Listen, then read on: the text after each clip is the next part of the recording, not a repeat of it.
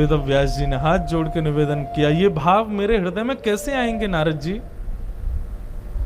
तब नारद जी ने कहा, ब्रज का स्मरण करो और समाधि लगाओ, ठाकुर जी से प्रार्थना करो, वे कृपा करेंगे, श्री जी कृपा करेंगी, तभी संभव है। समाधिनानुस्मर तद्विचेष्टितम, समाधि लगाओ और ठाकुर जी की प्रेम लक्षणा भक्ति की उपासना के लिए जैसे ही वेद व्यास जी ने समाधि लगाई, बंधुओं समाधि में ही उनको पूरी लीला ठाकुर जी की दिखने लगी। और जैसे ही समाधि टूटी है, समाधि खुली, वेद व्यास जी ने कलम उठा करके लिखना प्रारंभ किया तो सामने देखा जो खाली पन्ने थे वो सब लिख चुके थे। समाधि में जितना उनके चिंतन में आया था वो सब सामने व्यवस्थित हो चुका था। और वही है श्रीमद् भागवत महापुराण। बोलो भागवत महापुराण की। श्रीमद् भागवत लिखी नहीं गई है, खाली पन्ने रखे थे वेद व्यास जी ने और समाधि लगाने के लिए बैठे कि चिंतन करूं तो लिखूं। वर्षों तक चिंतन करने के बाद जब देखा तो जितना चिंतन किया था वो सामने अक्षरशः उतर चुका था पन्नों पर। वही भागवत। इसलिए भागवत की संस्कृत आप कितने भी ग्रंथ पढ़ लीजिएगा, अगर संस्कृत के आप थोड़े बहुत भी ज्ञाता हैं, आप भागवत की संस्कृत में एक बार तो अटकेंगे, ये निश्चित है। इतनी कठिन संस्कृत है भागवत की, ये सामान्य नहीं है, समाधिस्थ भाषा है।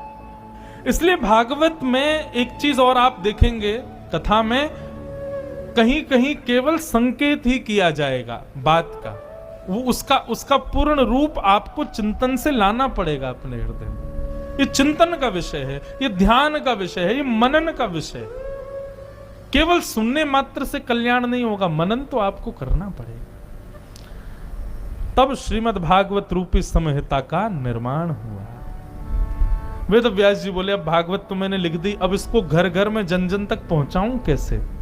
तब वेद व्यास जी ने अपने पुत्र श्री सुखदेव जी को स्मरण किया और सुखदेव जी को ये भागवत की कथा सुनाई। और श्री सुखदेव जी महाराज ने ये भागवत की कथा परीक्षित जी को सुनाई। सौनकादि ऋषियों ने प्रश्न किया, महाराज ये परीक्षित कौन है, इनके बारे में हमको बताओ। और यहां से अब महाभारत का प्रसंग शुरू होता है कि यदा मृधे कौरव संजयाना वीरस्वथो वीरगतिं गतेषु ब्रकोदरा विग्ध गदा विमर्श भ्रगनोरुदंडे धृतराष्ट्र पुत्रे। महाभारत का ये प्रसंग अब यहां से प्रारंभ होता है। महाभारत का परीक्षित कौन है? भागवत के प्रमुख श्रोता। और उनको 7 दिन में मरने का श्राप लगा। ऐसा क्या हुआ कि उनको 7 दिन में मरने का श्राप लगा? तब परीक्षित जी का यहां पर चरित्र सुनाया गया। पांडव और कौरवों का युद्ध अपने अंतिम स्थिति में चल रहा था और युद्ध करते हुए भीम ने दुर्योधन की जंघा पर प्रहार किया। नाभि से नीचे धर्म युद्ध में प्रहार करना मना है, निषेध है, लेकिन फिर भी भीम ने दुर्योधन की जंघा पर प्रहार किया। क्यों? भगवान ने इशारा किया था, ठाकुर जी ने इशारा किया, जंघा पे मारो भीम। ये बात जैसे ही बलराम जी को पता चली, बंधुओं बलराम जी महाभारत युद्ध में नहीं थे। क्यों? कृष्ण भाई हैं और दुर्योधन शिष्य है बलराम जी का। बलराम जी बोले, एक तरफ चेला है, एक तरफ भैया है, कहां जाऊं मैं, कौरव की पांडव? तो बलराम जी तीर्थ यात्रा में चले गए थे, लेकिन नारद जी ने जाकर के बलराम जी को बता दिया कि भैया आज तो बहुत बड़ा अनर्थ हो गया। बोले क्या? भगवान के सामने, भगवान के होते हुए और भगवान की आज्ञा से धर्म युद्ध में अधर्म हुआ। नाभि से नीचे प्रहार करना मना बताया गया है, लेकिन फिर भी दुर्योधन की जंघा पर प्रहार भीम ने कर दिया। इस बात से क्रोधित होकर के महाभारत के अंतिम समय में बलराम जी आए। और किस लिए आए? भीम को मारने के लिए आए। लेकिन तभी ठाकुर जी ने उनका रास्ता रोक दिया। बलराम जी ने पूछा, कन्हैया ये अधर्म कर रहा है और तुम इसका पक्ष ले रहे हो? नाभि से नीचे प्रहार करना यह धर्म युद्ध के विरुद्ध क्रिया है, मैं इसको छोड़ूंगा नहीं। भगवान बोले, दाऊ दादा, आज आपको धर्म याद आ रहा है? और जिस समय ये दुर्योधन दुशासन द्रौपदी को भरी सभा में निर्वस्त्र कर रहे थे, उस समय आप तो नहीं आए थे। मैंने तो आपको नहीं देखा कि उस समय आप आए हो कि ये धर्म कर रहे हैं, अबला नारी को निर्वस्त्र कर रहे हैं, और आपने आकर के द्रौपदी के शरीर को ढका हो, मैंने तो नहीं देखा। और आज युद्ध में जरा सी बात क्या हो गई कि आप युद्ध करके भीम को मारने के लिए चले आए। ये धर्म शायद आपका तब दिखा होता जब द्रौपदी का चीरहरण हो रहा था। बलराम जी स्तब्ध हो गए। तब भगवान बोले, ध्यान से सुनिएगा भैया, दुर्योधन जैसे विधर्मी को मारने के लिए यदि अधर्म का सहारा लिया जाए तो वह भी धर्म है। एक अबला नारी को भरी सभा में निर्वस्त्र करने जैसा पाप करने वाला दुर्योधन, उसको परास्त करने के लिए यदि धर्म से थोड़ा चूकना भी पड़े तो वो धर्म है। झूठ बोलना पाप है, परंतु किसी के प्राणों की रक्षा के लिए, गाय की प्राणों की रक्षा हो, संतों के वैष्णवों के प्राणों की रक्षा हो, किसी श्रेष्ठ व्यक्ति के प्राणों की रक्षा के लिए झूठ बोलना क्या पाप माना जाएगा? नहीं, वो धर्म है। किसी कन्या का श्रेष्ठ कुल में विवाह होने के लिए कन्या की यदि थोड़ी झूठी प्रशंसा कर दी जाए तो पाप नहीं है भैया। यह विवेक युक्त होना चाहिए व्यक्ति कब कहां किस तरीके से किस भाव को प्रस्तुत करना है। धर्म है नाभि से नीचे प्रहार करना, अधर्म है, परंतु यह भी तो देखिए कौन है।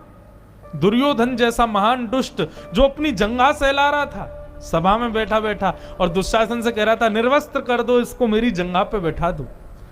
उस समय भीम ने प्रतिज्ञा ली थी कि दुर्योधन तेरी जंघा पर मेरी पत्नी नहीं, लेकिन एक दिन मेरी प्रचंड गदा जरूर बैठेगी।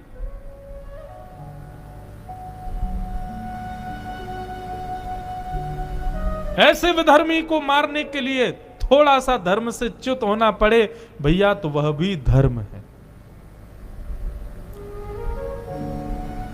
ऐसे तो रावण ब्राह्मण था। भगवान स्वयं श्रीमद् भागवत में कहते हैं, ब्रह्म बंधुर न हंतव्य, ब्राह्मणों को मारना नहीं चाहिए। वो स्वयं ने रावण को मार दिया। क्यों? स्थिति तो देखो वहां पर रावण की। रावण किस श्रेणी में आ चुका है। उस समय वो ब्राह्मण है, उस समय उसका ब्रह्मत्व है नहीं।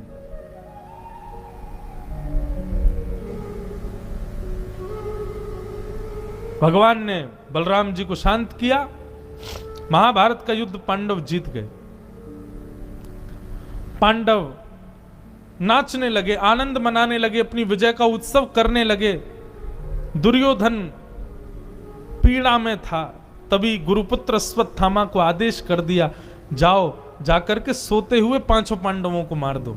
हम युद्ध मैदान में नहीं मार पाए तो क्या हुआ, सोते हुओं को मार देंगे। अश्वत्थामा सोते हुए पांडवों को मारने के लिए गया, लेकिन भगवान पांडवों को उठा के कहीं और ले गए पहले ही। लेकिन द्रौपदी के 5 पुत्र वहीं सोते रह गए।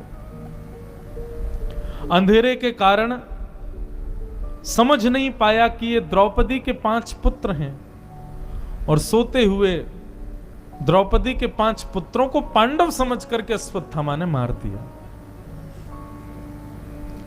प्रातः काल जैसे ही रक्त की धार शिविर से निकलने लगी, सब स्तब्ध हो गए। जाकर के देखा तो द्रौपदी के 5 पुत्रों का धड़ तो पड़ा है, सर कटे हुए।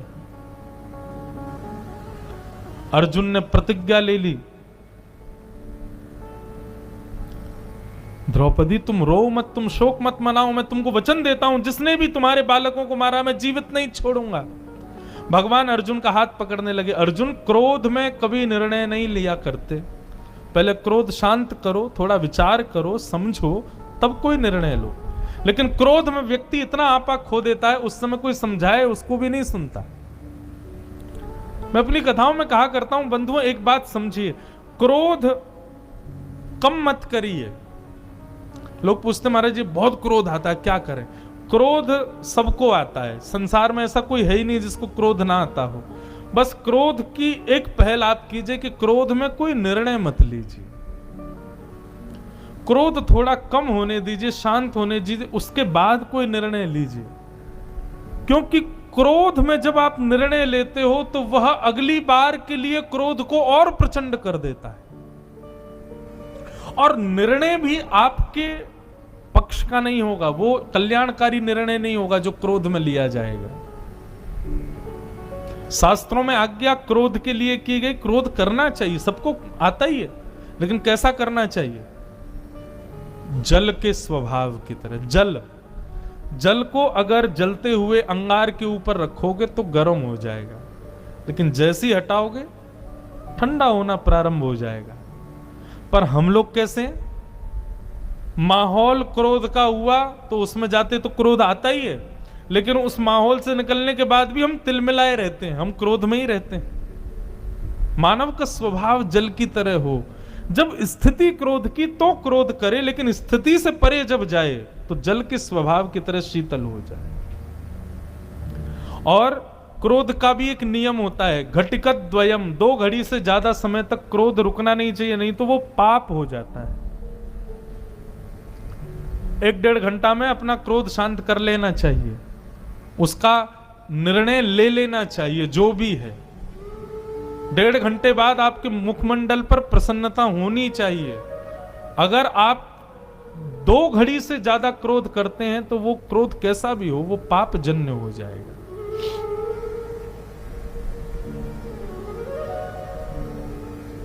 भगवान ने अर्जुन को रोका, अर्जुन क्रोध में निर्णय मत लो। अर्जुन ने सुना ही नहीं भगवान को। भगवान बोले कोई बात नहीं बेटा, आएगा तो मेरे पास ही लौट के कर ले, मैं तुम्हारे बालकों के हत्यारे को जीवित नहीं छोड़ूंगा। आदि आदि निर्णय लेने लगा। 3 लोग बचे थे कौरवों के पक्ष से, कृतवर्मा और अश्वत्थामा और एक और। अश्वत्थामा के पीछे जैसे ही रथ दौड़ाया अर्जुन ने तो अश्वत्थामा भयभीत होकर भागा। भगवान ने कहा अर्जुन ये भयभीत होकर भाग रहा है, इसी ने ही मारा है 5 को। अश्वत्थामा के केश पकड़ करके उसको बंदी बना लिया, हाथ पांव बांध करके रथ से घसीटते हुए ले आए, द्रौपदी के सामने प्रस्तुत कर दिया, यही है तुम्हारे बालकों का हत्यारा, मैं इसका सर धड़ से अलग करूंगा, उससे पहले तुम कुछ कहना चाहती हो तो कहो। बंधुओं, द्रौपदी के 5 पुत्र मरे हैं। एक मां का पुत्र से कितना प्रेम होता है ये बात सब जानते हैं। पता चल जाए कि टीचर ने होमवर्क ना पूरे होने पर मेरे बेटे को मारा तो भी मां टीचर को ही डांटती है। ठीक है, होमवर्क नहीं किया था डांट देती, मुझे बता देती, मैं मारती, आपने क्यों मारा। मैं चाहे कुछ कहूं, आप कैसे छू सकते हो मेरे पुत्र को। पिता से शिकायत कर देती है मां बेटे की, लेकिन पिता डांट रहा है तब तक ठीक है, लेकिन जैसे ही हाथ उठाने पर आता है तो मां आगे आ जाती, नहीं मारो नहीं, वो काम मेरे को ही दो, मैं मारूंगी। मां का इतना प्रेम अपने पुत्र से होता है। सोचो ऐसी मां के बालकों को किसी ने जान से मार दिया हो और वो हत्यारा सामने हो तो मां क्या करेगी। सुनो द्रौपदी ने क्या किया। द्रौपदी ने जैसे ही देखा मेरे बालकों का हत्यारा कौन है, गुरुपुत्र अश्वत्थामा, अर्जुन की ओर हाथ जोड़ते हुए कहती है, उवाच सा सहन्तस्य बंधना नयनम सती मुच्यतामेष ब्राह्मणो नितरां गुरु। बंधुओं, अनुकूल परिस्थिति में धर्म करना, न्याय से कोई कर्तव्य करना बुद्धि विवेक का प्रयोग करना ये तो कोई भी कर सकता, मतलब अनुकूल स्थिति में तो कोई भी संभल जाता है, प्रतिकूल स्थिति में सब बिगड़ जाते हैं। एक संस्कृत में एक वाक्य कहा जाता है, पर उपदेश वेलायाम सर्वे शिष्टा भवन्ति। दूसरे पर जब गुजर रही होती है तो सब लोग उसको समझाने आ जाते हैं, लेकिन विस्मरन्ति तत्सर्वम, सब भूल जाते हैं जब खुद के ऊपर आती है। लेकिन खुद के ऊपर जब पहाड़ गिरे उस समय आप धर्म न्याय और अपनी बुद्धि का प्रयोग करो, तब समझो कि तुम असली धर्मात्मा। ये कथा ज्ञान आदि आपने इसलिए नहीं सुना है कि दूसरे पर जब पहाड़ गिरे तो आप उसको शिक्षा देने जाओ, ये इसलिए आप सुन रहे हो ताकि आपके जीवन में आए, तब आप संभालो खुद को। एक कोई व्यक्ति मुझे मिला कुछ दिन पहले, ऋषिकेश का निवासी, ऋषिकेश में रहता है, मेरे से मिलने आया। बोले मैं कथा वथा सब सुनना छोड़ चुका हूं, मंदिर भी नहीं जाता, पर आपकी मुझे 2-3 बातें अच्छी लगी तो मैं इसलिए आपसे मिलने आया। मैंने कहा भैया क्यों कर दिया ये सब काम? मैंने कहा अभी मैं गंगा जी जा रहा हूं, स्नान करने चलो मेरे साथ। बोले नहीं, गंगा जी तो मैं देखता भी नहीं हूं। मैंने कहा भाई तुम ऋषिकेश में रहते हो, गंगा जी को देखते भी नहीं हो, क्यों? बोले मेरी वृद्ध माता जी कार्तिक में स्नान करने आई, पैर फिसल गया, गंगा जी में डूब गई, उनकी मृत्यु हो गई डूबने से। तब से मैंने मंदिर जाना, कथा सुनना, गंगा को पूजना आदि आदि सब बंद कर दिया। मैंने कहा अच्छा, गंगा जी रोग दूर करती रहे, पाप निवृत्त करती रहे तो गंगा को पूजेंगे हम, लेकिन अपनी गलती से आदमी फिसल के मर जाए तो दोष गंगा का ही है। मैंने कहा इस नाते से तो केदारनाथ का मार्ग ही बंद कर देना चाहिए। 2014 में ऐसी प्रलय आई, हजारों लोग मर गए थे। कटघरे में खड़ा कर दो केदारनाथ भगवान को, इतने लोगों की जान ली है इन्होंने। मैंने कहा ये मानव का स्वभाव कैसा, उसके प्रतिकूल सब हो रहा हो तो वो प्रेम रखेगा, जरा प्रतिकूलता आ जाए सबसे पहले विश्वास छोड़ता है। दूसरों को उपदेश देने के लिए ज्ञान नहीं है, अपने ऊपर जब गुजरे तब संभल करके विवेकपूर्ण उसका पालन करने के लिए ज्ञान सुनते हैं हम लोग। और ये सीखा हमने द्रौपदी से। 5 पुत्रों का संस्कार भी नहीं हुआ, मरे पड़े हैं सामने, और उस समय द्रौपदी कहती है अर्जुन इसको मत मारो। अर्जुन बोला कारण जान सकता हूं? बोले 1 नहीं 5 कारण दे दूंगी मैं कि इसको मत मारो। पहला कारण ये ब्राह्मण है, हम क्षत्रिय हैं, ब्राह्मण हमारे गुरु होते हैं। दूसरा कारण ये हमारे गुरु का बेटा है और शास्त्र के अनुसार गुरुवत होता है गुरुपुत्र, इसलिए इसको मत मारो। तीसरी बात, इसको मारने से मेरे पुत्र जीवित नहीं होंगे। और चौथी बात, ये भी किसी मां का बेटा है, पुत्र के मरने पर मां को कितनी पीड़ा होती है अर्जुन ये मैं जानती हूं, मैं वो पीड़ा इसकी मां को नहीं देना चाहती।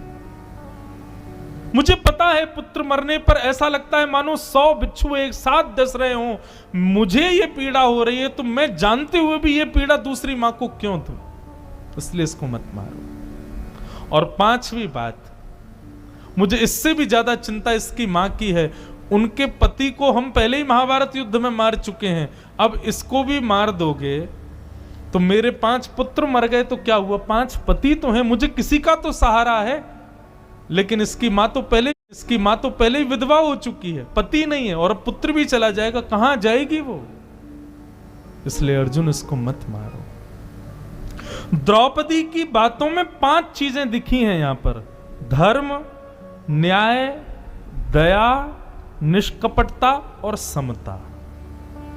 हर व्यक्ति को निर्णय लेने से पहले इन 5 बातों का ध्यान रखना चाहिए। धर्म क्या कहता है, न्याय, एक पक्ष में नहीं जानी चाहिए बात, न्याय होना चाहिए आपके निर्णय से। धर्म, न्याय, दया को भी एक स्थान दीजिएगा, निष्कपटता, और 5वीं बात समत्व, समता। जब द्रौपदी ने ये 5 बातें कही ना कि क्यों मत मारो, तो सब लोग तो आश्चर्यचकित होकर द्रौपदी को देख रहे थे, लेकिन दूर खड़े द्वारिकाधीश के नेत्रों से अश्रु जल गिरने लगा, ताली बजाने लगे, ये मेरी बहन है, ये मेरी बहन द्रौपदी है। और मानो द्वारिकाधीश ने आकर के द्रौपदी को हृदय से लगा लिया। मेरा नाम कृष्ण, मेरी बहन का नाम कृष्णा, द्रौपदी का नाम कृष्णा है। निरीक्ष कृष्णाप कृतम गुरु सुतम। जो लोग कृष्ण शब्द में अकार पीछे लगाते हैं, ऐसा नहीं है कि नाम जप में वो अपराध है, परंतु बंधुओं कृष्णा नाम द्रौपदी का है, भगवान का नाम कृष्ण है। महामंत्र का उच्चारण लोग करते हैं, हरे कृष्ण कृष्ण कृष्ण हरे हरे, हरे राम राम राम हरे हरे। पर जो कहते हैं हरे कृष्णा कृष्णा कृष्णा हरे हरे, हरे राम राम राम हरे हरे, तो अब इसका देखो दो पहलू हैं इस बात के। पहली बात तो गौड़िया वैष्णव संप्रदाय श्री चैतन्य महाप्रभु आदि जितने भी आचार्य हुए, अधिकतर गौड़िया वैष्णव संप्रदाय के आचार्य बंगाल प्रांत के। तो बंगाल प्रांत में जब कृष्ण कुछ भी बोलेंगे तो वहां पीछे एक स्वर बोला ही जाता। आप कभी कलकत्ता जाओ या बंगाल में जाओगे तो वो राम ऐसे बोलते हैं, कृष्ण, वो पीछे आकार बोलता ही है, इस वजह से लोग आकार बोलते हैं। पर अगर आप महामंत्र में हरे कृष्णा बोलते हो तो कोई अपराध नहीं है उससे। लेकिन हाँ ये है कि मुक्ति जब होगी ना, तो मुक्ति के बाद वैकुंठ में स्वागत द्रौपदी करेगी आपका। आइए, आपने मेरा बहुत नाम गाया है, आपने मेरा बहुत बहुत भजन किया है। शुद्ध उच्चारण हरे कृष्ण, भगवान का नाम कृष्ण है, कृष्णा नहीं। लोग अपने पुत्रों का नाम भी कृष्णा रखते हैं, तो संस्कृत की दृष्टि में कृष्णा स्त्रीलिंग शब्द है, पुरुष का नाम तो कृष्ण होना चाहिए। भगवान ने अपनी बहन द्रौपदी का नाम कृष्णा रखा। द्रौपदी से प्रसन्न हो गए ठाकुर जी, जय हो, मैं दया का देवता हूं और ये दया की देवी अपने पुत्र के हत्यारे को मुक्त करा रही है। बंधुओं, हमारे जीवन में जब विपरीत परिस्थिति आती है ना, तब ठाकुर जी थोड़ी पे हाथ रख के देखते हैं हमको, अब बता बेटा तू अब इससे कैसे निकलेगा। ठाकुर जी उसी समय तो दृष्टि रखते हैं कि तुम देखूं तो सही तुम्हारे निर्णय क्या होंगे, तुम्हारा अगला स्टेप क्या होगा, तुम कितना जीवन में पा चुके हो, क्या करोगे। लेकिन जो हताश उदास और निराश होकर रोने लग जाता है, ठाकुर जी कहते हैं फेल ये फेल हो गया। ये अर्जुन ने जब अपने धनुष बाण रखे, मैं गीता का वो शब्द कह ही नहीं सकता, ठाकुर जी ने कितना डांटा अर्जुन को, ये धनुष बाण नीचे क्यों रखे तूने। बोले मैं किसको मारूं, ये सब अपने हैं। अच्छा मोह, तो फिर ये युद्ध तुझे करना ही नहीं था, पहले ही हाथ छोड़ देता, पहले ही धनुष बाण छोड़ देता। अब जब युद्ध होने वाला है तो तू धनुष बाण क्यों छोड़ रहा है। मतलब विपरीत परिस्थिति जीवन में आती है, उस समय ठाकुर जी ध्यान ज्यादा देते हैं हमारे ऊपर, देखते हैं कि देखूं तो सही है कैसे निकलेगा। जैसे स्कूल में अध्यापक केवल पढ़ाता रहे, टीचर्स केवल पढ़ाते रहे, कभी टेस्ट ही ना लें, तो वो टीचर्स अच्छे नहीं। टीचर तो वो श्रेष्ठ जो पढ़ाई भी और फिर परीक्षा भी ले। जीवन में सब अनुकूल होता रहे। स्वामी विवेकानंद कहते हैं जरूर तुमने कुछ गलत किया है, इसीलिए सब बढ़िया बढ़िया हो रहा है। लेकिन हर दिन कोई चुनौती तुम्हारे सामने है तो समझो कि ठाकुर जी की दृष्टि तुम्हारे ऊपर है, वो देख रहे हैं, तुम्हारी परीक्षा ले रहे हैं। आज अपनी परीक्षा में पास हो गई द्रौपदी, पुत्रों को मरवा दिया ठाकुर जी ने, उसके बाद भी द्रौपदी ऐसे समत्व भाव से निर्णय ले रही है। ठाकुर जी ने हृदय से लगा लिया द्रौपदी को, अपने इमोशंस को साइड में रख के धर्म न्याय और अपनी बातों को आगे रखा द्रौपदी ने। हम लोग इमोशनल होते ही भूल जाते हैं कि धर्म क्या कहता है, शास्त्र क्या कहते हैं, न्याय क्या कहता है, हमारे पूर्वज क्या कहते थे, धर्म शास्त्रों की क्या आज्ञा है ना, सब भूल जाते हैं।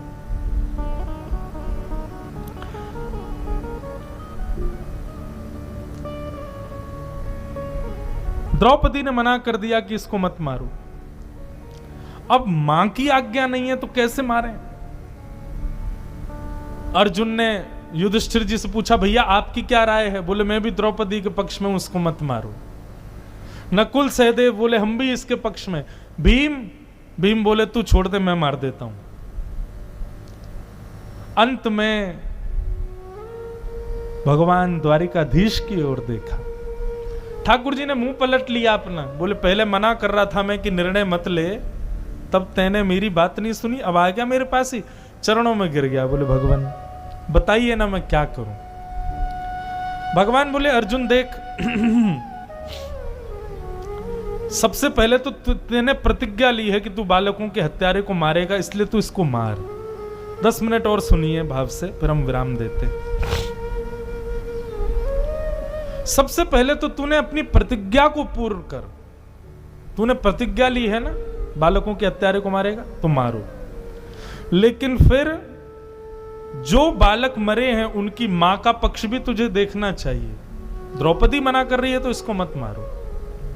युधिष्ठिर तेरे बड़े भैया हैं, उनकी बात का सम्मान तो तुझे करना चाहिए, और भीम भी तेरे बड़े भैया हैं तो उनकी बात भी तुझे माननी चाहिए।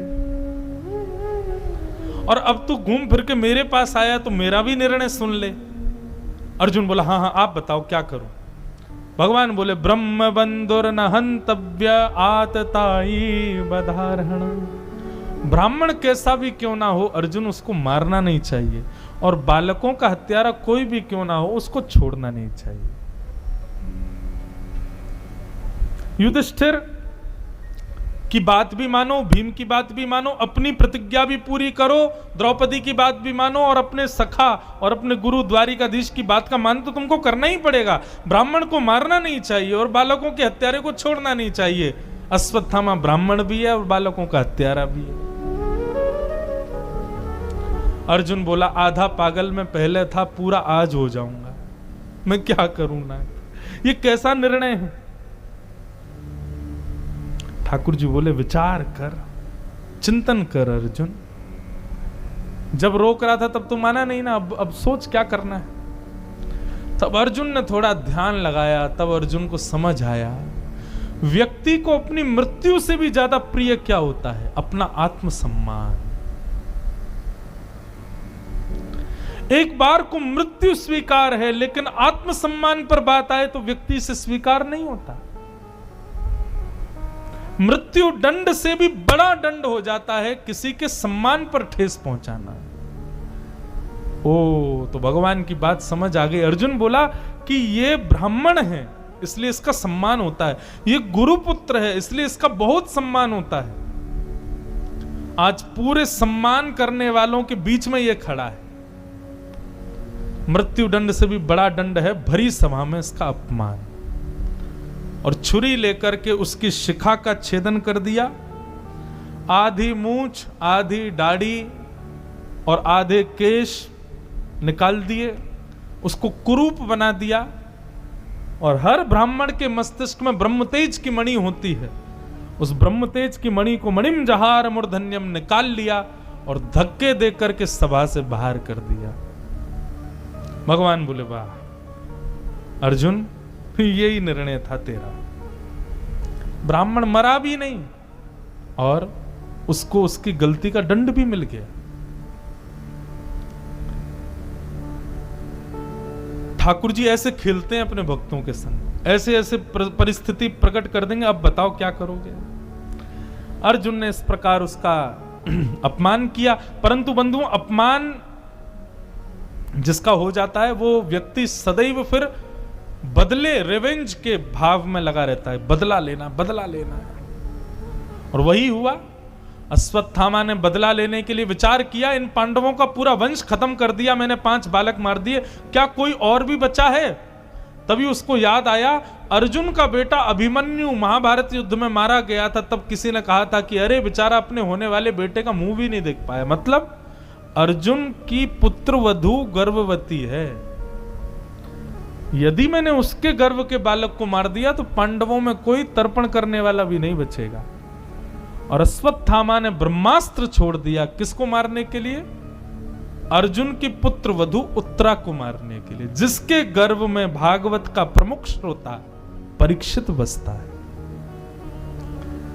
ब्रह्मास्त्र आकाश में छोड़ दिया। यहां भगवान द्वारिकाधीश अपनी द्वारिका को प्रस्थान कर रहे थे।